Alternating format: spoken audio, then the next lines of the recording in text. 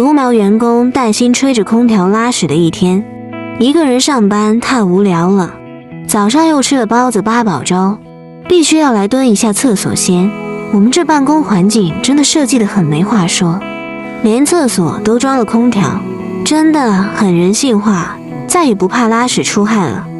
而且根本不用担心自己有没有带纸，厕所里面的纸一大卷，用不完根本用不完，真的很适合我这种在家也经常不带纸上厕所的人。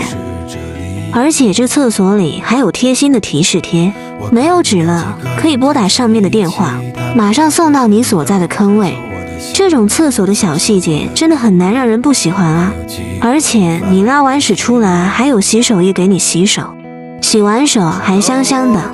这么人性化的厕所真的让我每天都会来带薪蹲坑。这样的人性化的厕所谁不爱啊？前面还有2个大镜子，可以拍个照臭美一下先。这样的厕所真的很干净，很让人喜欢。外面36度的天气真的好热，这几天真的是高温天气啊，真的太晒了。